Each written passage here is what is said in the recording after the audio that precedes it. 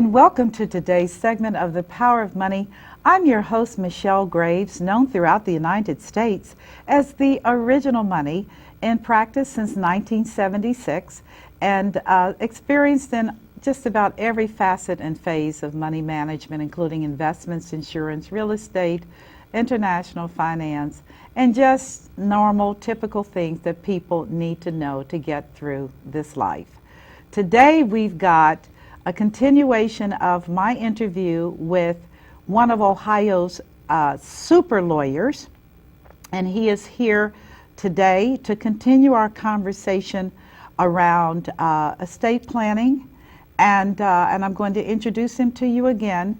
Michael J. Millonig, attorney at law, is his offices are in Dayton, Ohio. Just in terms of his credentialing, he is a Ohio State Bar Association board certified estate planning, trust, and probate specialist.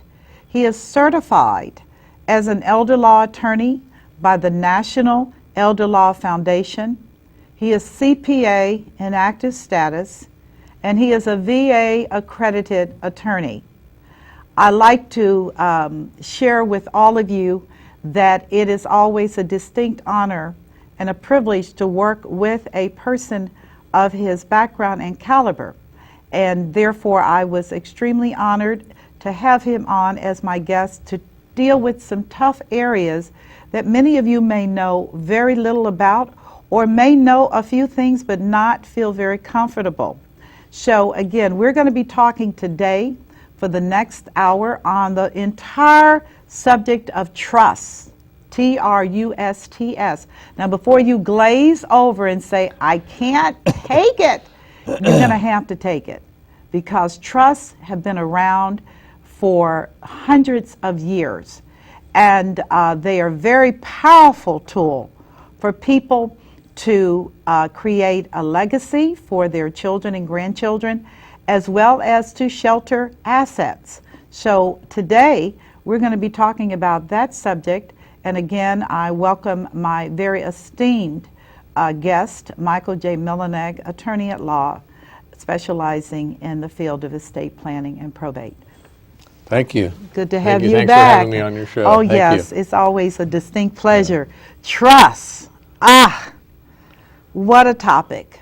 Where do we want to begin? Well, let me just talk first a little bit, some general things about estate planning, Okay. and maybe talk about taxes a little bit too. Estate planning is the process of arranging your affairs for the orderly disposition of your property when you pass away. Yes. Estate planning also is planning for potential disability. Okay. We probably won't talk too much about that today. We want to focus on trust. But estate planning is really just, we're all going to pass away someday. We don't like to think about it. Yes. But we want to have a basic will and or trust in place to do that. Okay. So. And a will is? A will is simply a legal document that says who gets your property when you pass away. Okay. And there's other things you can put in there too. There's, for example, for a very young couple, sometimes people in their 20s or 30s not worried about a will. They say we don't have anything. Well, if you have children, in the will you can nominate a guardian who would be the guardian for your children if both parents pass away. That is very important. Sure. The issue of guardianship and children. Right, right. That's something I think a lot of people completely overlook because they don't believe it's going to happen to them. Right. Well, that's kind of what estate planning is about. Yeah, we don't like to think about those things, but if we do, we don't end up having a disaster when something does happen. We make things easier for our loved ones by doing our basic estate planning, and of course, and another objective also too is generally to minimize any type of estate taxes too when we pass away. Now, what do you mean by estate taxes? Well, there's we pay taxes all our life. Oh yeah. We pay income taxes. We pay employment taxes, withholding taxes, real estate taxes. So if you have anything left, then you might be paying estate taxes. I'll talk about federal in Ohio, and this has changed an awful lot in the last 10, 15 years. It's really kind of a political football every time we have an election is federal estate tax. So I'll just start where we are right now. Right now we have the highest federal estate tax exemption we ever had. It's $5 million. And So wonderful. So Yeah, that right. means 5 million of assets or 5 million in taxes. No, 5 million, your total estate, which is basically anything you own of value. Real Okay. estate, bank accounts, stocks. If we added up your total value of your estate when you pass away, if you're under 5 million this year, no federal estate tax. Now, next year it's scheduled to go back to $1 million. And this is why I say it's kind of a political thing all the time. So we don't know what's going to happen. If nothing happens in Congress, next year we're back to $1 million. So if you get above $1 million, you're going to pay a state tax, federal state tax.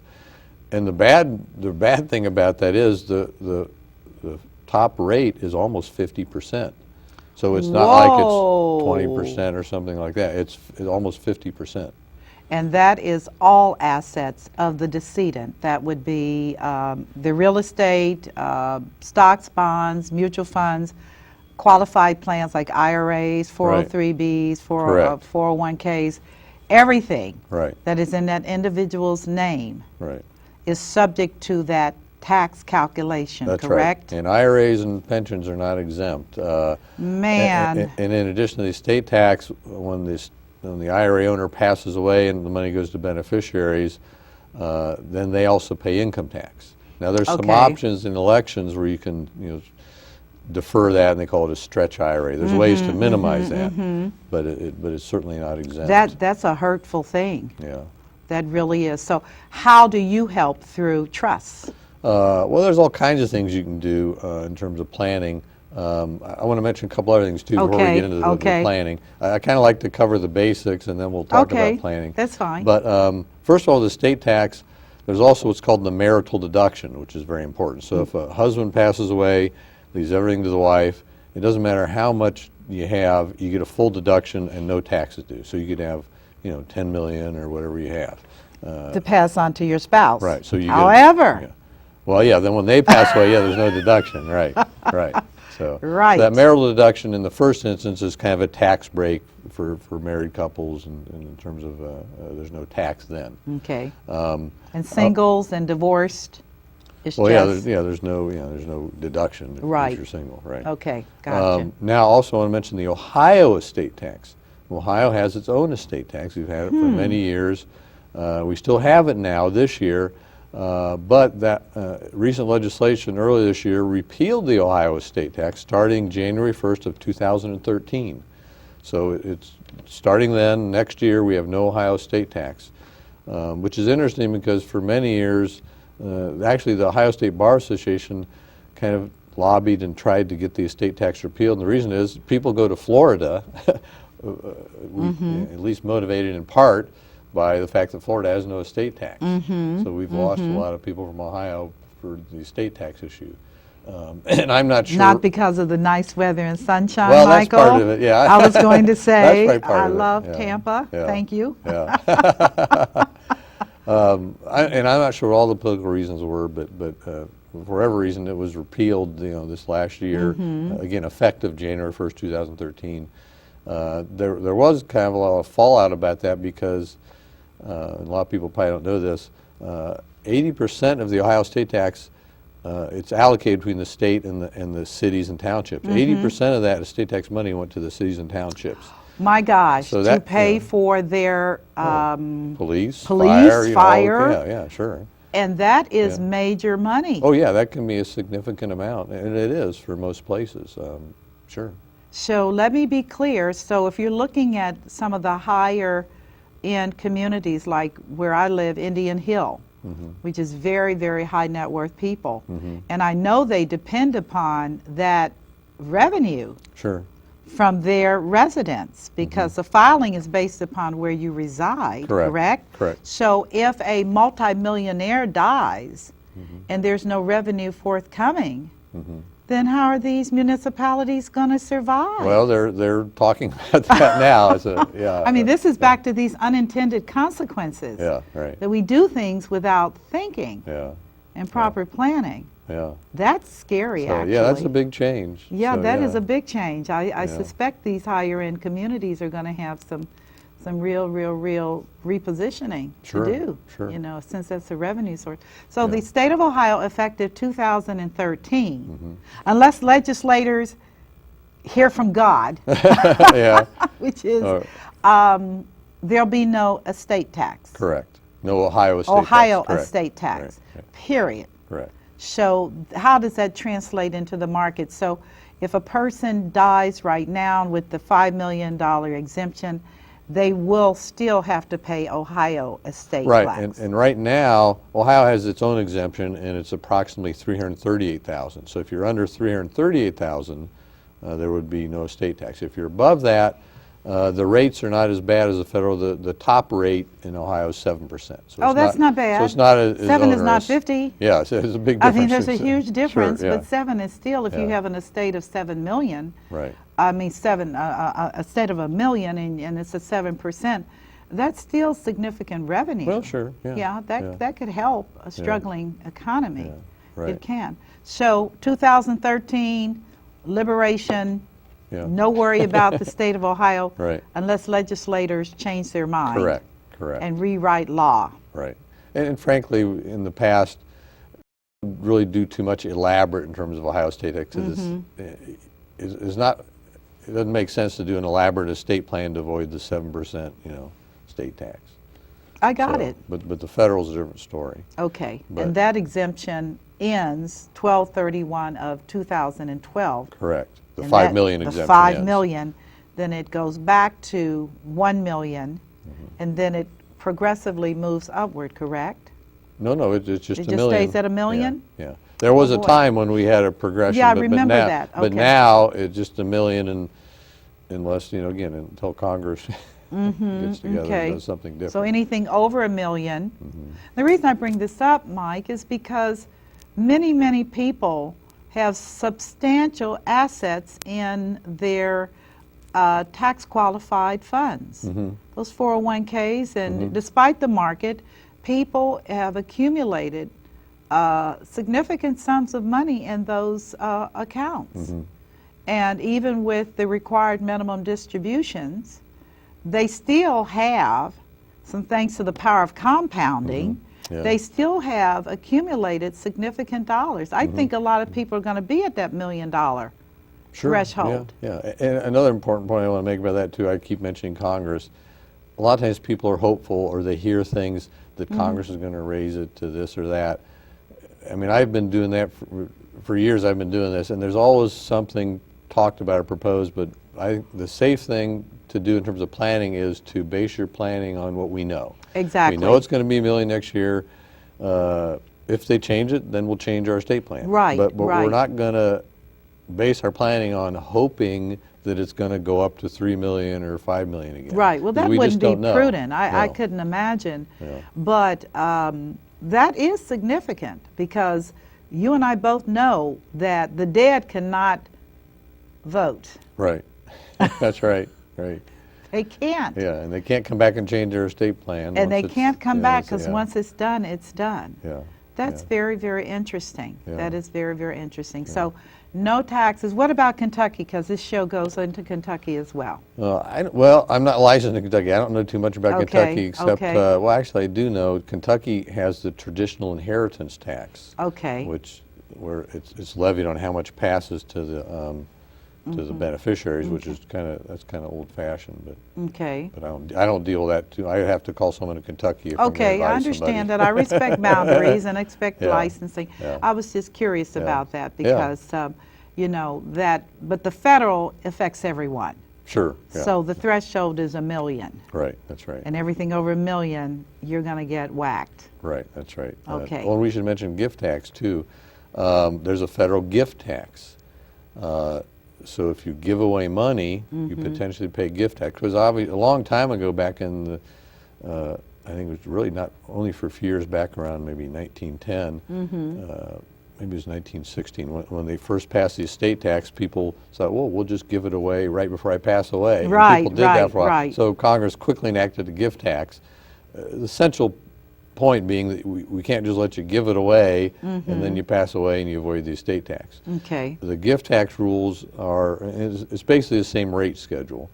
Well, I take that back. Actually, it's now, again, this is changing from year to year. There's times when it was the same rate schedule, but there's also times like now where it's 35% is the maximum rate. Okay. You can give away, it used to be 10,000, now it's 13,000 a year to as many people as you want, tax-free. Okay. So you can give it So away. that 13,000 is your max. Right, per donee, per okay, person. Per donee. So I can give away 13,000, if I have, 10 kids, I can give each of them 13,000. Yeah, okay. And I don't have to file a gift tax return. You do not? Correct. Okay, Correct. as long as the individual donation does not exceed 13, as long as Correct. you're within those limitations. Now, okay. there's also a lifetime exemption. Now, this year, it's a $5 million. Okay. So technically, I could give away $5 million. I'd have to file a gift tax return, but I wouldn't owe any tax because I still, I have a lifetime exemption. So, but you still have to file so that the Internal Revenue would know that that in fact Correct. happened. Correct. Is there any additional documentation other than the filing to substantiate that type of an action?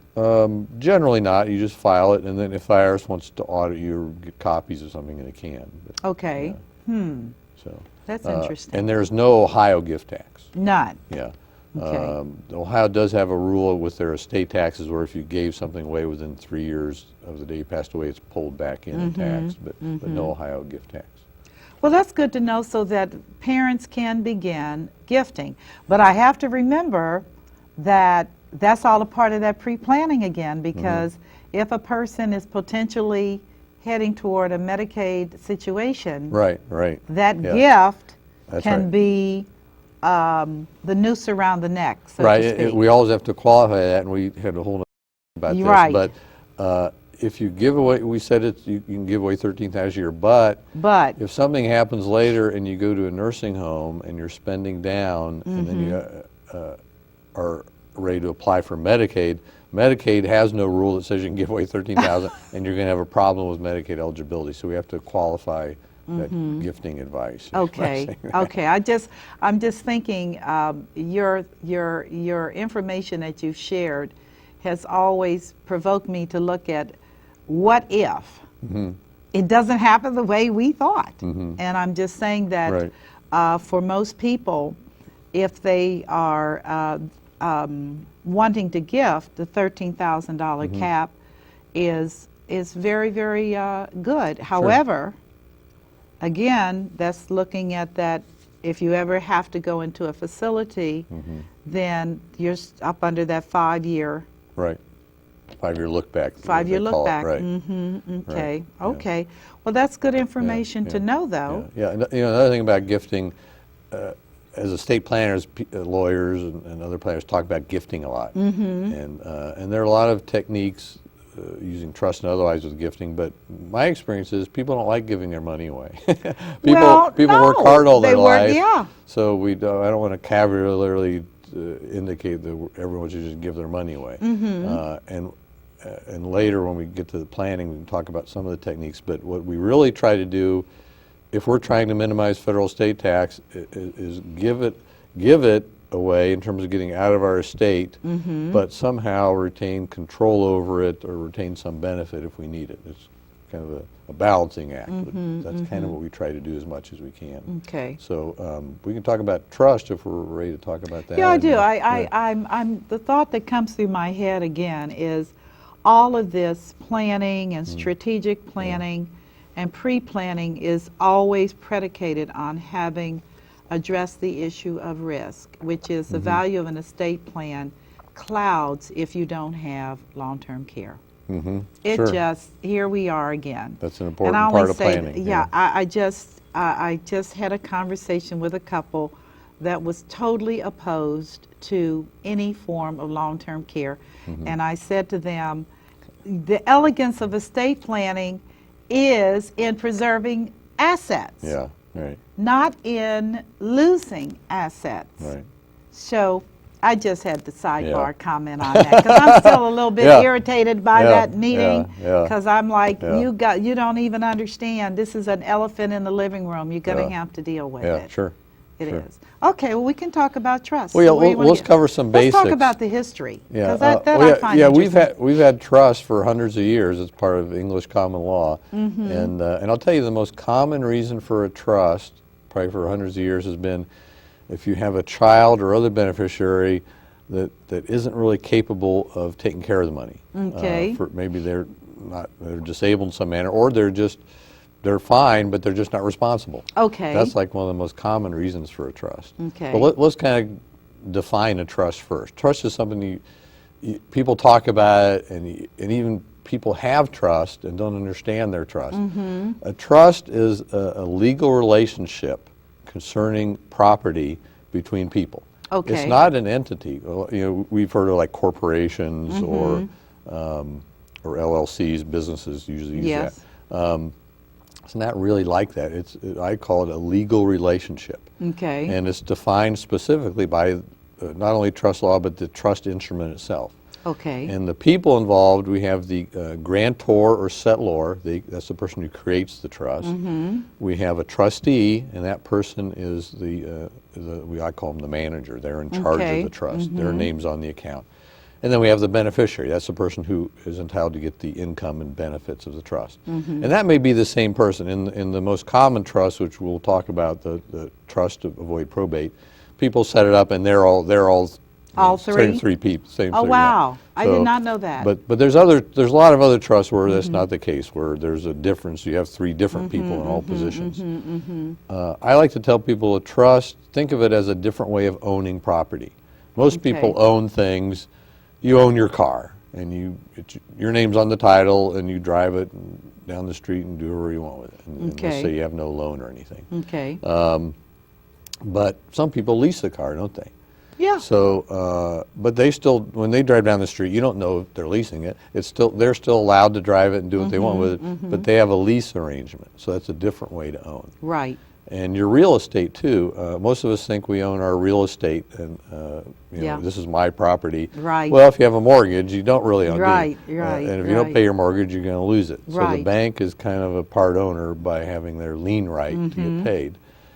Even if you have your house paid in full, there's still other rights. The government can take your property away, called a right of eminent domain, for a public Excellent. purpose. Yes, When yes. I was growing up, before I-675 was put in here in the Dayton area, they were out there. Yes. And people did get their property taken away. Now they got paid for it. And just didn't get And the amount is taken. questionable. But, well, yeah, that Whether can they- yeah, make yeah. whether they're happy with it, I don't know. Yeah. But my point is, we think of owning things in kind of in a simple absolute terms, but there's different ways to own things, different bundle of rights. The government has some rights to our property. The government, they may put a sidewalk in the front part of your property.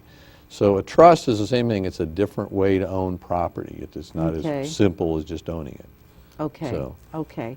So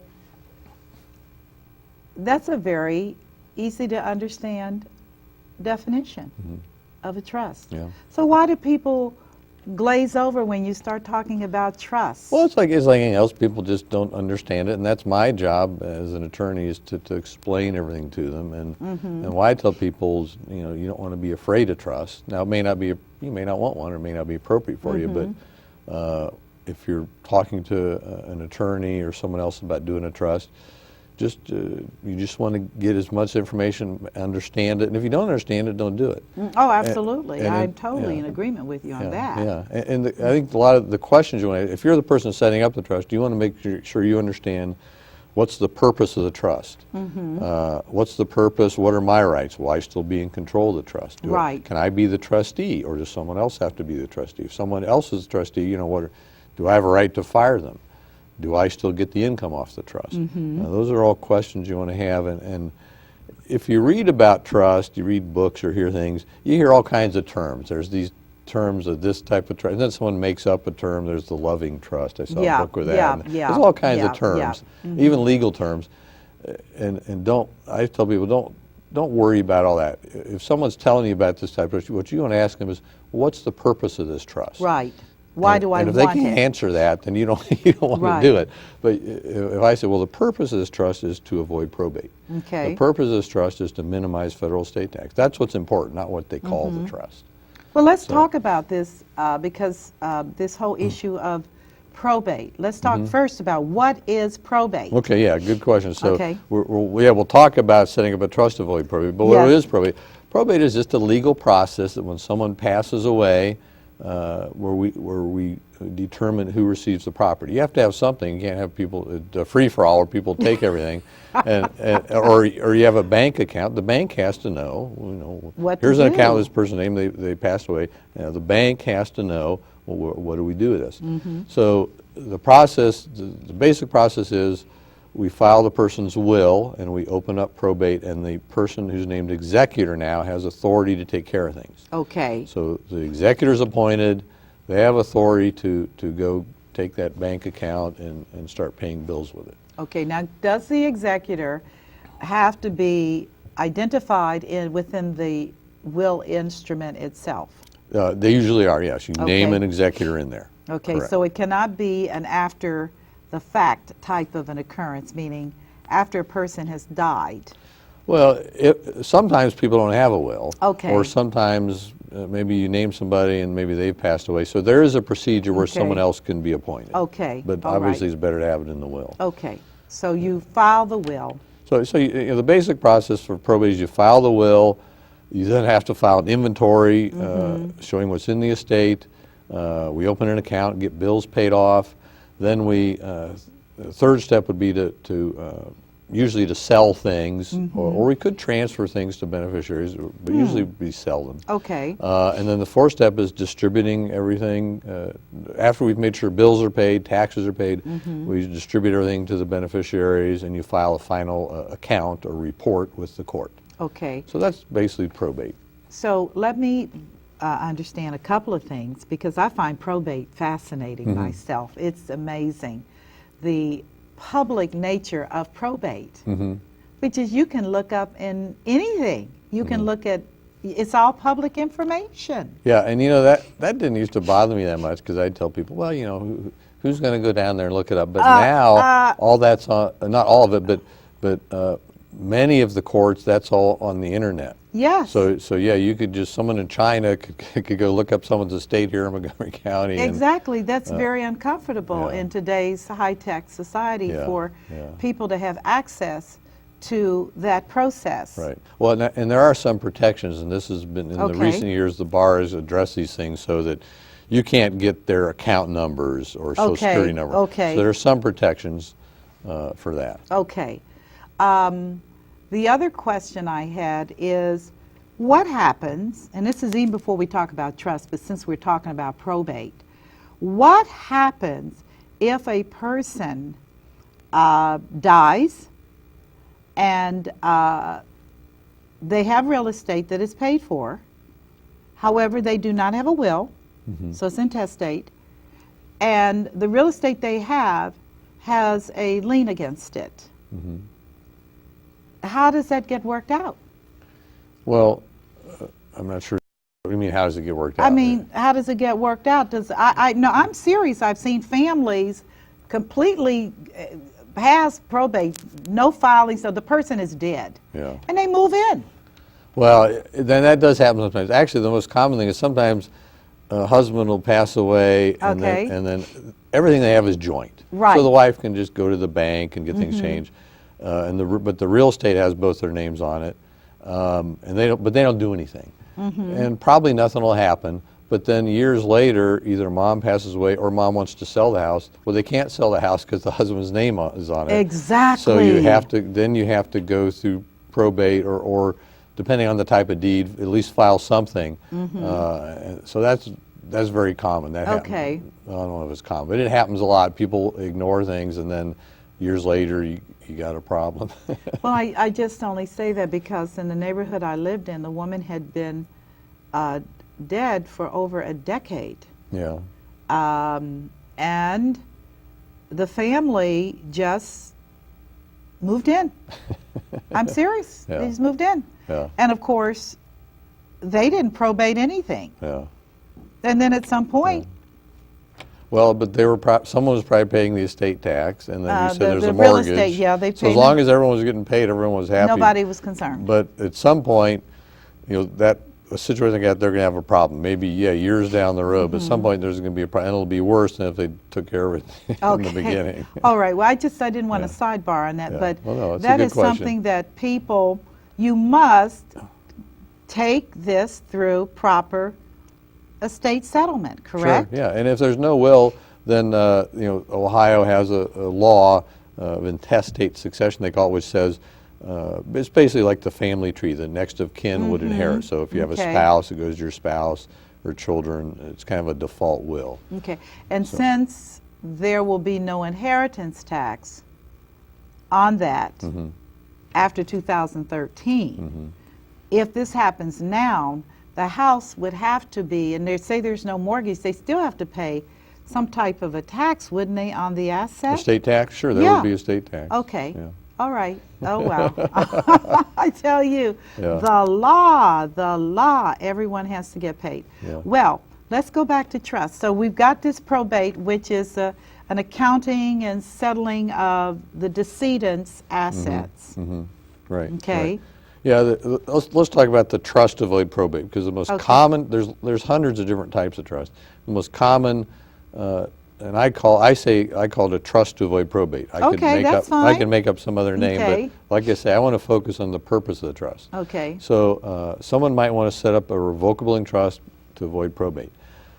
And the reason they want to avoid probate is? Well, this is an interesting area because you read a lot of things. Yes, you do. And certain people will say, oh, you have to avoid probate. It's terrible. So that's kind of one end of the spectrum. The other end of the spectrum, there's maybe the traditional point of view is, well, gee, there's nothing wrong with probate. You don't need to avoid probate. The truth's maybe somewhere in the middle, and there's when I talk to clients, I just say, look, I'm not at either end of the spectrum. There's pros and cons, and I'll go over that, and then you need to decide. So the advantages of setting up to trust to avoid probate is the idea would be you avoid probate and your estate it passes a little smoother. Yes, okay. There's not as much work involved, but that's kind of a misnomer because there's still things to do. You still have bills to pay. And if you have a house, you got to sell the house, and there's still work to do. Even with a trust instrument. Correct. Oh, yeah. Okay, even if you're avoiding probate. Right. You still have estate settlement issues. Yeah, and the trustee is potentially responsible for things, whether it's estate taxes or income tax or other things. If the trustee doesn't get those things taken care of. If the trustee gives everybody their money, and then all of a sudden the IRS sends them a notice, they personally could get stuck with that. Oh my gosh! So then that's one of the misnomers is you see, well, the estate can be settled immediately. It can't be settled immediately. Right. There's still things you have to take care of. Bills, etc. What happens? And I didn't know this, but it just happened. One of my clients died unexpectedly. She had a trust. But the person she named as trustee, she named two, and they didn't even know they had been named. And so they found out that they were trustees, called me, and I was like, oh, you need to call counsel.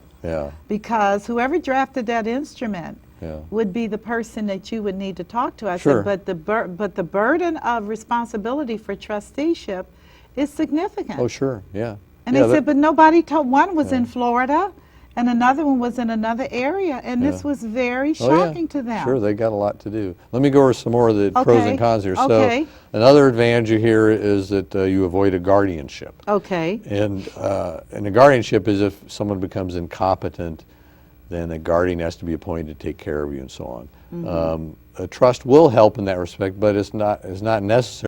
Simple power of attorney document will also avoid a guardianship. Exactly. So, great information. Okay, keep going. And you also hear that you avoid executor fees. Well, the executor is usually a family member, and they don't charge anyway. And they can usually they can do one of the they can waive their fee, but if they charge the fee, it's in the family. It's not like it's going to someone else. So those are kind of, and then, estate taxes, then also people say, the trust avoids estate tax. Well, the trust per se does not avoid estate tax. There are certain types of trusts that do, but the trust per se, avoiding probate is not the same thing as avoiding estate tax. Okay. That way. The estate tax rules, we didn't talk about them a lot, but there's a lot of detailed rules. anything you own is subject to estate tax. So it doesn't Okay. matter whether it's in or outside of probate. Okay. Now, some of the disadvantages of setting up, and you don't hear about these, disadvantages of setting up Okay. a trust is it's going to be some time and expense now. There's going to be an attorney fee for setting up the trust, and then you have to get everything transferred over. So it's a lot of work getting all your accounts changed. Right. And that, by the way, that's the most common mistake with the living trust. People set them up and they do not get everything put in there. So they pass away and there's still a couple things that have to go through probate. So, but that's pretty common. And I think you're correct. I think that there is a complete absence of understanding that a trust has no power if it's not funded. That's right. I mean, if you haven't properly set up assets to convey into that trust vehicle, then you're just out here. Again, those assets are still going to have to go, as you said, through probate. Right, that's right. And you're going to, is there a fee for probate? In other states, I think this is where this misconception comes about. The probate court itself has kind of high fees. The Okay. probate court just has filing fees. They're never that much. Really? So, In Ohio? Right. Of course, there's attorney fees involved. Yes, but, of course. But the probate fees, they're not significant. They might be $500 or $800 or something. Filing fees. That's all Yes, they are. okay, all righty. As Uh, opposed to through a trust, you don't have to pay the $500 or $800. Well, you wouldn't have that, right? Right, but you still have other Well, expenses. yeah, I got other expenses, sure. Yeah, A couple more things on the disadvantages. Again, it's not automatic. There's still things for the trustee to do.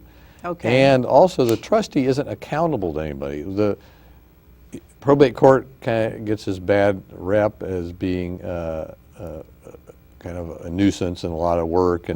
But the basic idea of probate is the court supervises everything and makes sure Okay. everything is being done properly. Nobody's paying their grandson $1,000 to cut the lawn or something improper. With a trust, there's nobody's really overseeing the trustee. Huh, And frankly, we in the last 10 years or more, That we makes see, me a little nervous. we see a lot more litigation with Yeah. trust because of things like that happening. yeah, agreed, Yeah. yeah. So those are kind of all the pros and cons. And what Can you I have tell people, co-trustees? you can. What Will they I look at each other? here's what I suggest. First of all, so who do you choose as trustee or executor? Okay, You choose someone who's responsible, who could take care of whatever your estate is. It depends on, you might have a farm or something. Right. It depends, or a business. So it Right. depends who can take care of your estate. Someone who is trustworthy, someone who has time to do it. okay. Sometimes I see people, my oldest son, he's a doctor. Or whatever. Well, if he doesn't have time to do it, he's not the right person. Exactly. And usually want someone local. Doesn't have to be, but you got to do things locally. So it's better to have somebody where you live. So if you live in in Dayton, you want someone here. But some people don't have anybody in town. So, but you have to kind of weigh all those factors. I suggest it's better to have one person. One person. If you have two people, what if they disagree? Then you got Yeah, a problem. yeah. And it also just kind of increases the amount of work. If you have a closing or other documents need to be signed, then they both have to sign it. So it's, and I've done that with people. I'm just telling you, it just causes a lot of work. Okay, so you want to identify a person that you can trust, that has, would you say, good skill sets in the area of accounting and filings? Because there are Sure. deadlines for Yeah. stuff. Yeah, right. And right. if you don't have a trusted family member, can you as legal counsel do that? Some lawyers do that. I personally, I don't like to do that. I suggest people, it's better to find a family member. Or you can Okay. have a bank. Okay. Banks do that. And banks are good because they're kind of objective.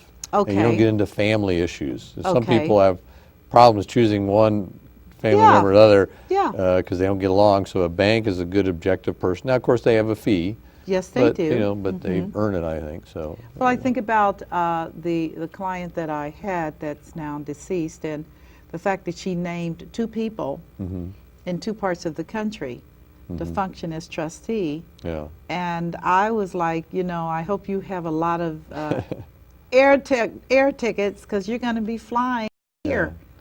Yeah. You Well, cannot do and then that and then there. I have someone now who's an executor, and she's in California, and we're mailing things back and forth, and every time we do that, that's probably at least a week of time just going back and forth, Right. and that adds up. Right, right. And then your time, you Yeah. know, as legal Yeah. counsel, that can be problematic. So you want to identify a trustee who is local, Sure. has good character, Yeah. good accounting perhaps, and understands and respects deadlines, and Sure. family preferred. Yeah. Let me wrap up a little bit on the pros and cons. So, Okay. I tell people, you just have to consider for yourself whether you think this is right for you. Okay. Weigh all the pros and cons, decide if you want to set up a living trust, and you don't have to. And then sometimes you hear like a rule of thumb. Well, if your estate's got to be at least over 100,000. Yeah. You know, those rules of thumb are kind of like any other rule of thumb. What I just tell people is, if your estate's pretty simple, if you have like a house and a car and one bank account, it doesn't make sense to do a trust. But Right. the more things you have and the higher the value, the more likely it's beneficial. Now, can your tax qualified assets convey into the trust as well, like your 401ks? No. Yeah, They good cannot. point. No. When I do trust with people, I have a kind of a detailed instruction thing I give people. One of the things I explain is you do not put your IRA in a trust. That's considered a withdrawal and you pay income tax. But the IRA avoids probate anyway. So you just make sure you have, name your beneficiaries. Right. And sometimes we name the trust as a beneficiary because the trust is Really? a vehicle that Okay. holds it. And the reason is, you could name, husband and wife could name each other as Okay. primary. Secondary, then you could name children or whoever the beneficiaries Okay. are. But you could also name the trust, and the benefit to naming the trust is the trust can provide for a lot of contingencies, like what if one of the kids passes away? What if someone's getting divorced or having financial problems? The trust can hold and protect that. Right. So the trust kind of can provide for a lot of things than just the beneficiary form can't. Okay, I understand. Yeah. But that beneficiary designation is important now. Oh, sure, yeah. I mean, that is key. Especially the secondary, because a lot of times people, life insurance or IRAs, people, husband and wife name each other, and they forget about that secondary one. Right. Well, why don't you elaborate for our viewers about the secondary? Just Well, quickly. you're just saying, I name for example, my wife as my beneficiary, but if she passes away before me, then these are the beneficiaries. Right, to make So- sure you don't wind up conveying assets to people you don't want to have right. them. Well, the default would be it would just go through probate. Okay, is that So, how that works? Right. Okay. You know, that kind of brings up another issue. The other issue, too, we talked about setting up a living trust to avoid Yes, probate. yes. You can avoid probate without a trust. And so Really? sometimes I have a discussion with people of, gee, do you want to set up all your, for example, your bank accounts? You can have them as joint tenants Yeah. with children on there, or they call it POD, pay on death account. It says when Okay. you pass away, money goes to the kids. You can do the same thing with securities accounts. You can do the same thing with real estate. You name a beneficiary. And of course, IRAs and life insurance, they do that's common, you do that. Pretty much any asset you have now, there's another way to avoid probate by naming a beneficiary. Okay. Now, there's pros and cons to that, like anything else.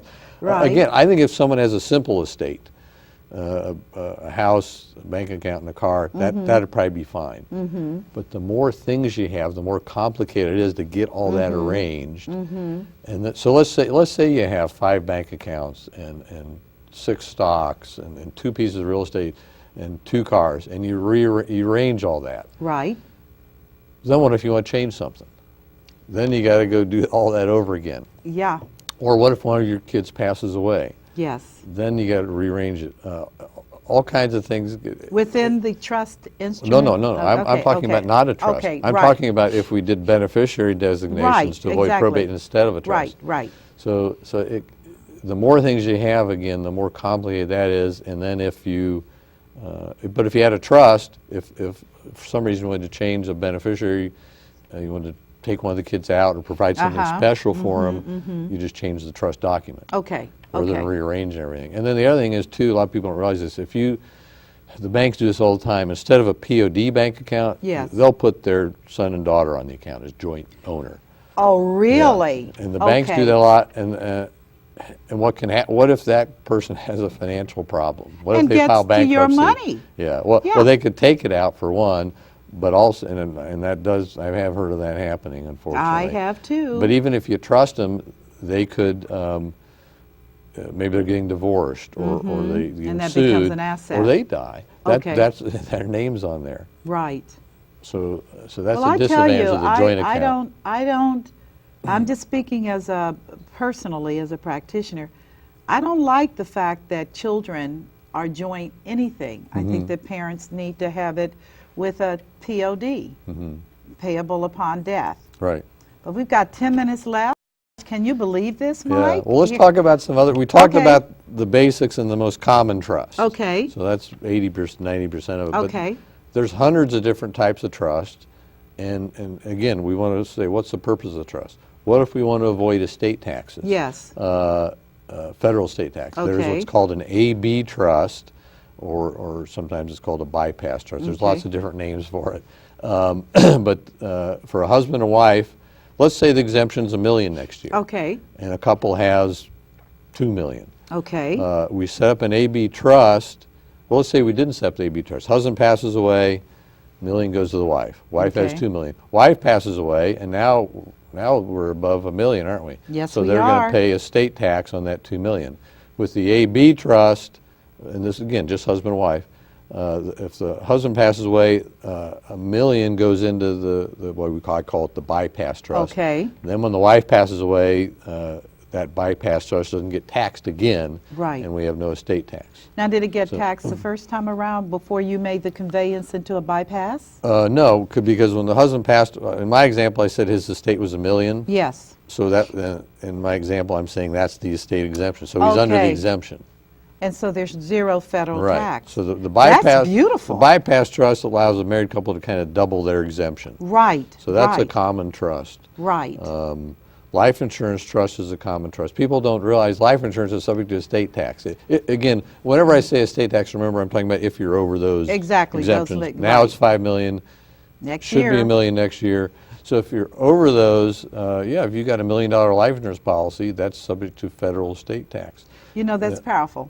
Sure. That yeah. is not funny. Yeah. Now you can set up. Talking about trust. You can set up a life insurance trust. Right, an island. That will make that exempt. Okay. So that's another. And type that's a of very trust. simple thing to do. Sure. terms And then of another that. trust, this is kind of a whole other topic which we have a show on, but I'll just mention it. In the whole context of planning for long-term care, if you haven't gotten long-term care insurance, which you should, but then we're trying to do some planning for protecting the estate if you go to a nursing home and eventually go on Medicaid, we can set up, I call it an irrevocable Medicaid trust. Okay. Where that money's exempt if we have to get through a 5-year period to avoid the Medicaid transfer rule, but that type of trust can protect your state in that circumstance. That's lovely. Sure. This is such an amazing area and a specialty, I might add. Again, you're not a general practitioner. I would have to say that you're a specialist and that trust is a part of your practice Sure. in terms of working with clients and individuals in the area of estate planning, trust, and probate. Are there any final thoughts or areas that you think we should mention before we sign off Oh gosh, today? I don't know. Just to, I know. I'll just mention too, asset Okay. protection trust for people with a business or doctors or people who are worried about getting sued. There's certain types of trusts you can set up to protect your estate in terms of potential lawsuits. Okay. And those would be so- for people that have a high risk of lawsuit? Yes. Okay. Right, and high net worth. Okay, okay. So, just in general, in terms of focusing on trust, I guess what I really want to tell people is, if you're talking with your lawyer or someone else about a certain type of trust, don't be afraid of it. Just get as much information as you can and ask the person to explain what's the purpose of the trust. And explain to you how it works. Yeah, they're going to throw out a term at you. This Yeah. is a loving trust or an AB trust or whatever. That doesn't tell you anything. Tell me Yeah. something, Yeah. please. Sure. Yes. Well, I tell you, this is a fascinating subject and something that is so very necessary in today's times. People want to preserve the things they work so hard for, to accumulate in those good years.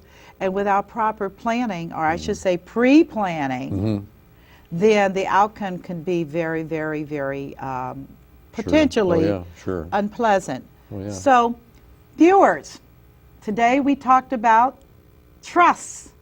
And I hope you're a little less apprehensive about what a trust is, what it does, what it doesn't do, and does it work for you? Because in the final analysis, all of these are vehicles to enable you to preserve assets, to be able to pass on an inheritance.